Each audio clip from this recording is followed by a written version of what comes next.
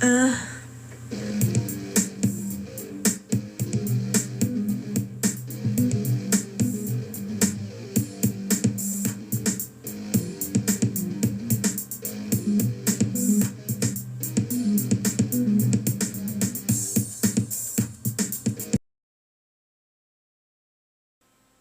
Lee is one of the greatest martial artists to ever exist.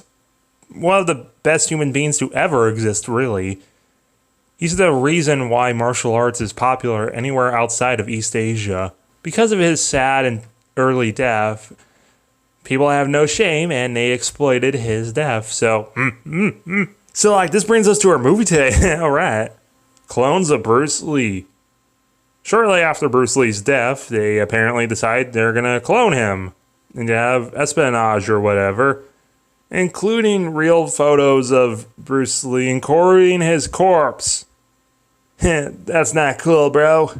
And I guess clones are cheaper in bulk, so we make 3 of them by apparently putting Bruce Lee in a wash tub with a spaghetti strainer on his head. And the clones are pretty expensive because they don't have any normal lights. They have to use a disco light because it keeps flashing red, green, and yellow in the room. And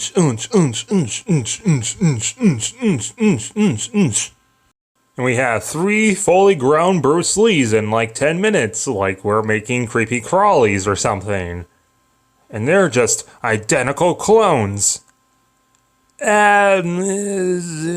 Sort of, if you squint. Maybe. Not even trying. And these clones got the best trainer, Mortal Kombat champion, Liu Kang. Well, actually, it's kind of accurate, because the actor here is Bolo Ying, sorry if I pronounced that long, who actually met real Bruce Lee during Enter the Dragon.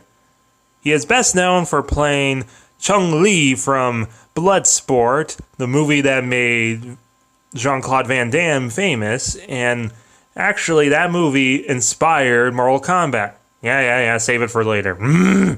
So Liu Kang trains B2 and B3 because I guess B1 finished early. They actually rip off the Rocky theme as they do push-ups and jump around, flip the bird, and punch through a stack of pancakes. Or just punch and break them all, close enough. And yes, they do actually call them all Bruce 1, 2, and 3. Bruce 1 is out investigating Chai Lo, international gold smuggler and film director, to see if he actually does smuggle film. But Chai T is onto him, so he sends out a generic Russian citizen and the clone of Mark Hamill to deal with him. You pay for that, you dirty kid! Excuse me? You pay for that, you dirty kid! But even taking on a racist and a Jedi Master, Bruce Lee's not even breaking a sweat. Paul, you know we go ahead with the film as planned and shoot him in front of the camera. That's the best idea you've had. Wait a minute. This will be the shortest career in history. Yeah, it's great. We can capitalize for years on his death when this picture comes out. Yeah. So they're going to fake a gun accidentally going off and then capitalize off the death of him afterwards. It worked for Brandon Lee, his son. And while you're shooting his big death scene, I will be digging the gold out of the ground. Burying it there was a clever move. Okay, so he smuggles gold by covering it up by hiding it on movie sets. I'm pretty sure this is Adam Sandler's plan, too. Heh, this movie's dumb, bro. But even the gun plan is in bad taste for this movie, so I guess they just forget about it and send more people to kill Bruce Lee.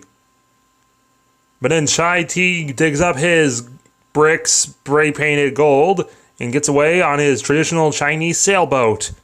But then Bruce Lee just swims over like a speedboat, hops on board, fights like 80 men for like 12 hours, and then punches Chai T in the soul. And then immediately, like literally immediately, B2 and B3 are assigned to go to Bangkok, the capital of Thailand, to meet up with a guy named Chuck. Chuck is also played by a Bruce Lee impersonator. For this movie's standards, you must really rethink your life if you're not good enough to be B4. Anyways, they're meant to go take out Dr. Nye because he's making super weed killer. But I guess he hasn't arrived in Bangkok yet, so B2 and Chuck go on a date. They rent jet skis, they go skiing, they go parasailing, they take a tour of the city, they see the floating markets, and they see a nudist beach! Ah, yeah! Alright. Work it, girl! But then Bruce and Chuck arrive in tiny pink and gold shorts. My eyes! Oh no! Whoa! This fan service is brought to you by Pepsi, Coca-Cola, and Fanta. Anyways, B3 was back at the hotel, and a mysterious naked woman was in the bedroom the entire time. But B3 then orders some company, and it turns out she's an assassin! And then B3 just judo chops her right in the neck. Ow. So Bruce, and Chuck decide to get off their lazy asses and actually go kill Bill Nye. But Bill Nye escapes, and he apparently has a second plan of creating bronze people. The strongest of all metals. Why bronze? And apparently we're filming in someone's backyard because why would Bill Nye have a swing set, a slide, and one of those weird things that people dry clothes on? Okay, so seriously, why isn't Chuck Bruce 1? Because he has way more screen time with the other two. And this film was made in Hong Kong, so I can't even call this movie racist for having all the Asian guys wearing sunglasses and saying they look alike. I haven't seen this many impersonators since 3,000 Miles to Graceland. So the Bruce Lees fight the Bronze Men, and even stomping them in the nuts, these men are invulnerable. Except for the reason why Bill Nye made the Weed Killer is because apparently the Bronze Men have a necessity to chew anything in front of their faces, and there's this like poisonous grass nearby. 'Tis motion picture, not very intelligent. So they feed the Bronze Men grass and just like annihilate Bill Nye's heart.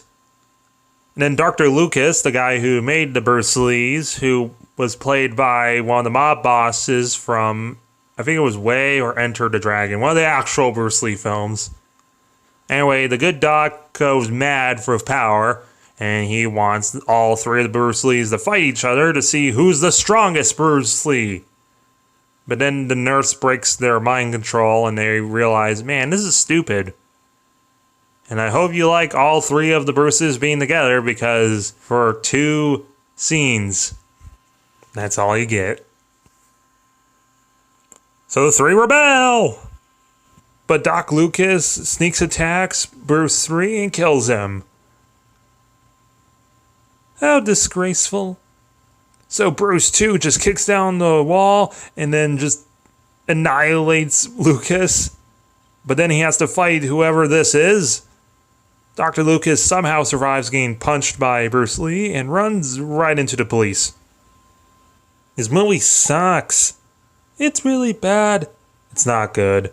It's funny. It's not funny. This is a so bad it's good kind of film. Even with the fight scenes going on for an eternity and having absolutely terrible dubbing, I had a fun time watching this film. It's just how stupid it is. If you want to watch an actual good film, watch real Bruce Lee. But if you want something so bad it's good, watch this. What we really need is the sequel, The Clones of Chuck Norris. So we have like that moment from Way of the Dragon, and we have like one Chuck Norris without the beard, one Chuck Norris with the beard, and then like a black Chuck Norris because someone spilled coffee in his cloning tube.